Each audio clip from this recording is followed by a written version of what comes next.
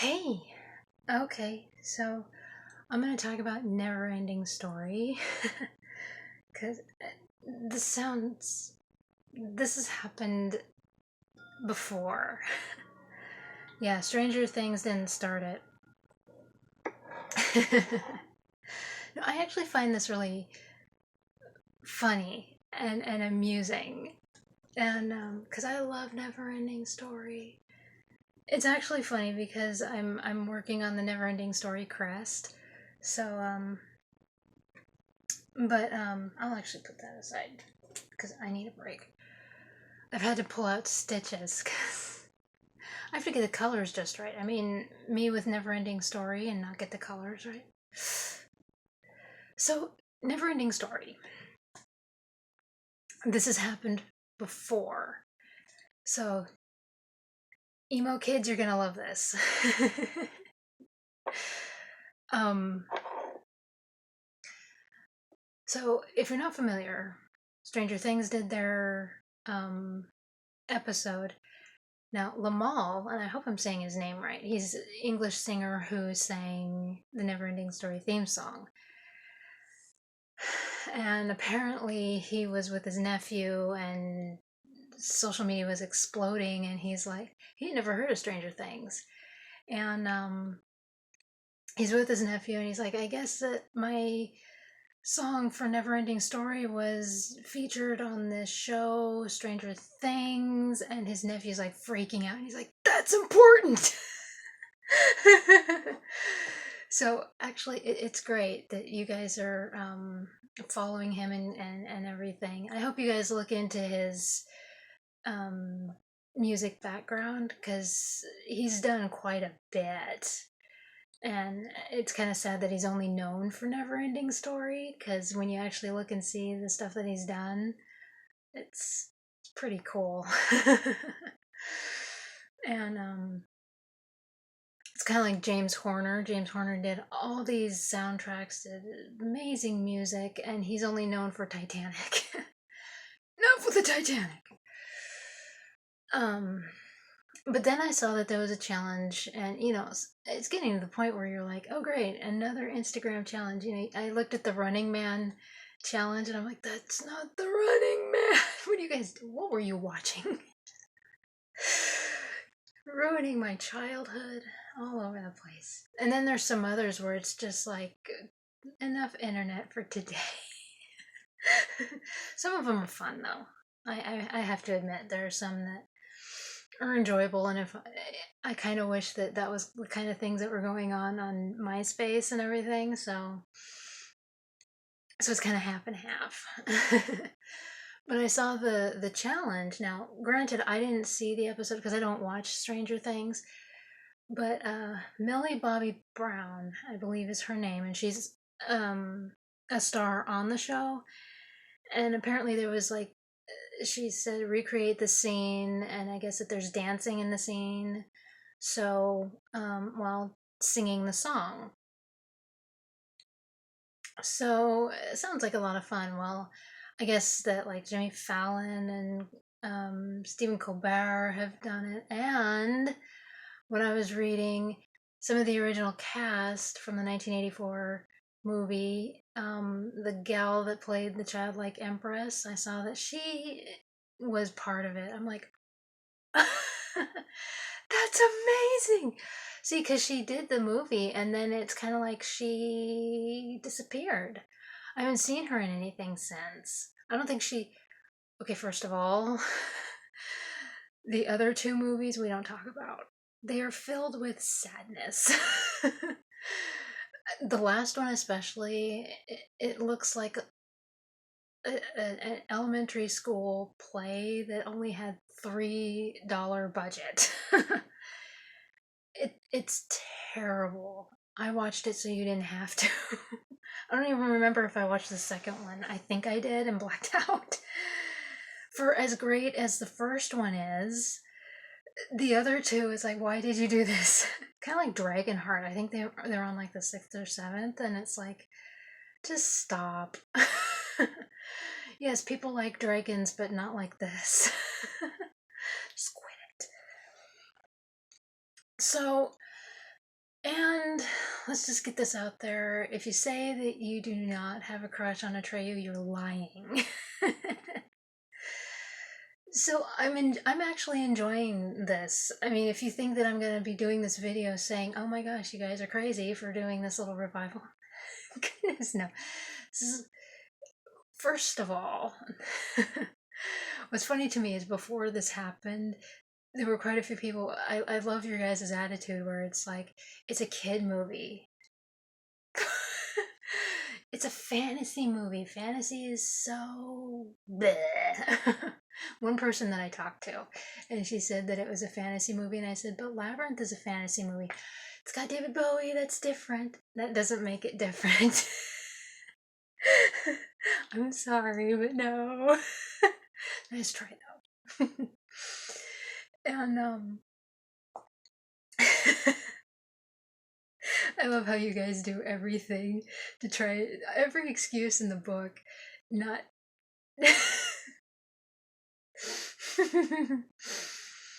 So anyway, in the 2000s, okay, there were quite a few bands that made kind of a comeback. Well, Green Day made kind of a comeback with American Idiot. They changed their look and sound and everything. And with My Chemical Romance, they became extremely, I mean, they already had an album before and they were kind of known to people, but they were really known with Three Cheers. And AFI came, as one of my friends put it, once Hot Topic latched onto them. Because you listen to them before and you hear them by the 2000s, they seem like two different bands. Well, then there's Atreyu. No lie, that's the name of the band, and they are named after the character Atreyu. And I think I dropped it. Yes, I did. So we'll get this. And the thing about, and they're actually a pretty good band. They're not bad. They did take a break. I didn't know that they took a break when I was looking them up, and because they started in 1998, and then in 2011, so it's 1998 through 2011, and then they came back in 2014 to now, and so they were originally named Retribution, and then they changed their name, and it says due to a change of members and musical styling. So in 2004, their second album, The Curse, was released. Now, this is when a lot of bands were popping up and we were getting like this explosion, and that's basically when the emo era hit hard. This is when it was basically boom, because with American Idiot and Three Cheers, and then AFI showed up, and of course, I think His Imperial Majesty is what it's. Vila Valo's band had a different flavor as well. Anyway, Atreyu shows up with The Curse, and they were also featured on the soundtrack for Mr. and Mrs. Smith. Now, I didn't know that because I had no interest in that movie. But they did a cover of Bon Jovi's You Give Love a Bad Name. Well, here's the thing with Atreyu. It brought, of course, this little explosion for Neverending Story. So those of us that were nostalgic for Neverending Story, much like myself, we kind of gave the band a hard time. However, we were giving them a hard time, but at the same time knew the background of the band, knew that it was based off of the character Atreyu. I mean, we were saying things like, what next? A band named Falcor? See, at the time with MySpace, people were making a lot of motivational posters. I think they're still floating around the internet and everything. Yeah, motivational posters were the thing. and making yourself a motivational poster and all that. And so memes weren't, I'm sure that what we were making were memes, but the idea of meme hadn't, yeah, so I hope that makes sense.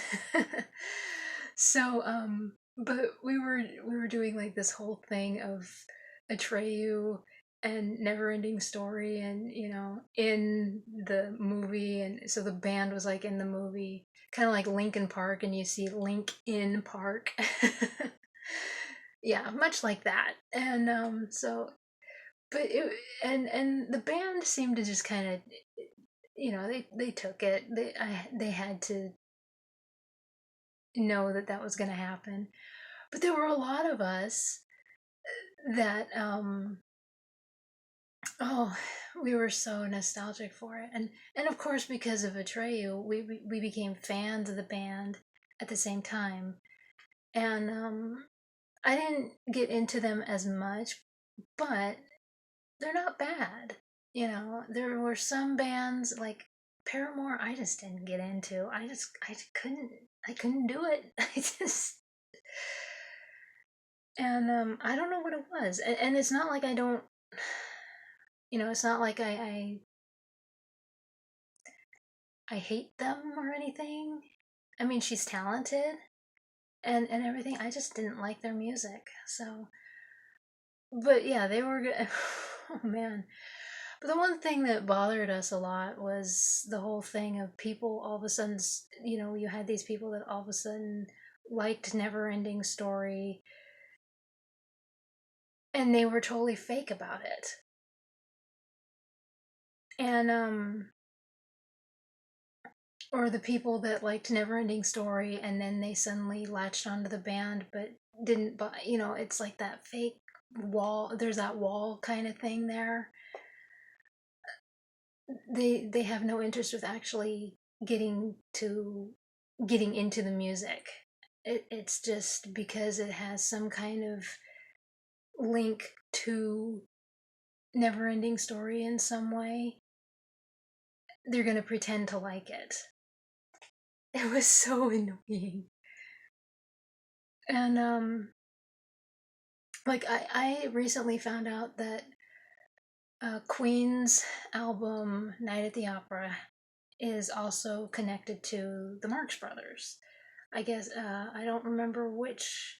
There is an interview on YouTube, and I guess that they met Groucho, and through all of that, Night at the Opera. There is a Marx Brother movie called Night at the Opera, and it's very funny.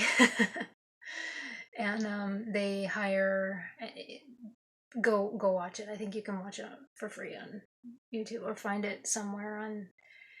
And it's one of their later films, but still very funny. And it has, I think it has actual opera singers in it, and I thoroughly enjoyed it.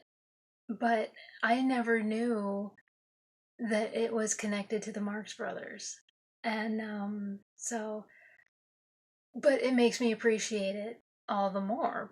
But I mean, but how many people who like the Marx Brothers are just gonna like the album because it's connected to the Marx Brothers, and how many Queen people, I mean, Queen fans are going to like the Marx Brothers because, something like that. I mean, we were running into that a lot with this.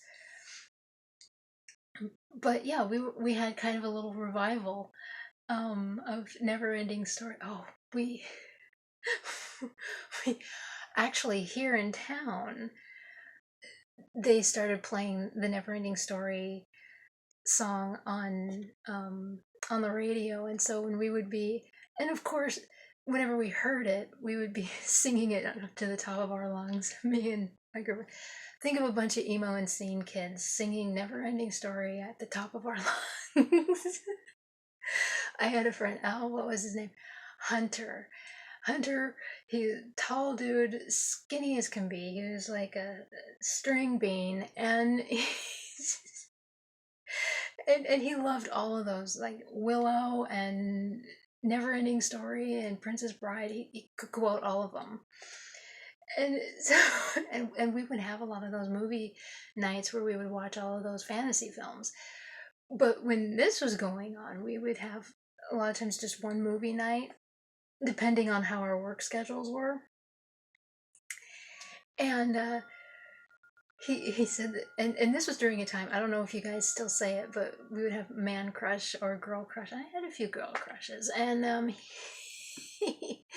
he said that his man crush was Atreyu, and so then when this band uh, popped up again, became popular once again, and we would always give him a hard time. We're like, "Do you mean the the boy in Neverending Story, or the band?" And he says, "You guys leave me alone." He says, "You know what I mean."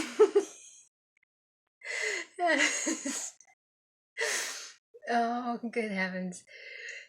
But we would always poke fun at ourselves, at each other like that all the time. But we would sit there and we would watch the movie and we would be quoting it aloud, all of us.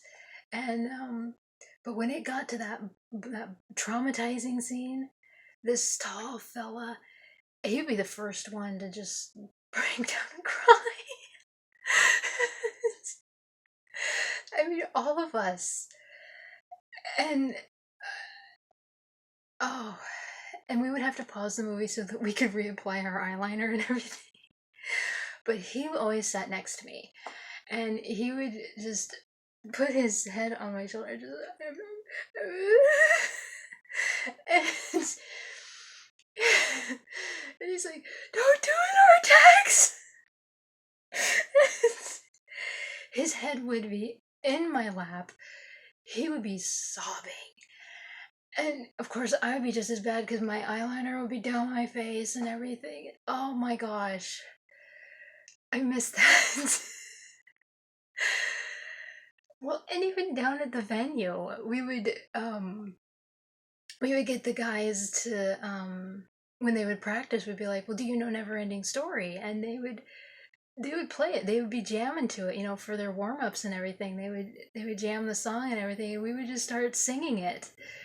And so yeah, I mean, I don't know how it was everywhere else, but around here, yeah, we had a bit of a revival, and every time, and there were a few times on MySpace where I would be chatting with people and talking about Neverending Story and Atreyu as well. So it's funny that a band would bring back something like that, and so yeah, sorry, but Stranger Things didn't do it first.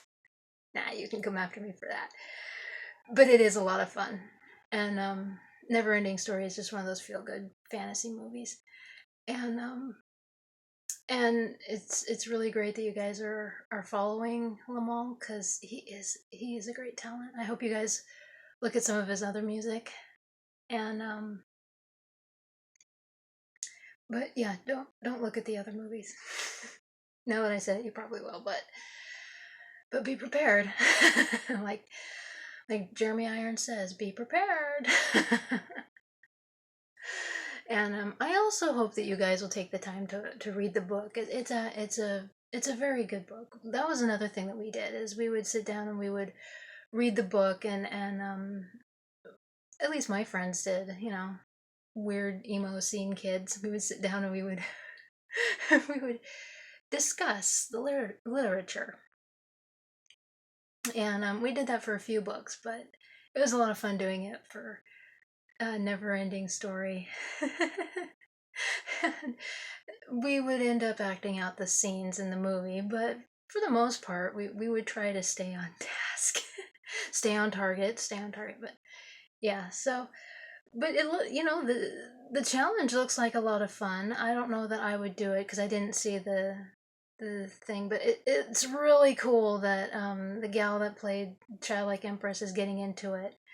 So, I don't know that any others from the original cast have either, or have, but hopefully they do. Um, so anyway, yeah, yeah, like I said, Neverending Story is just a feel-good fantasy movie. It's not a kid movie, okay?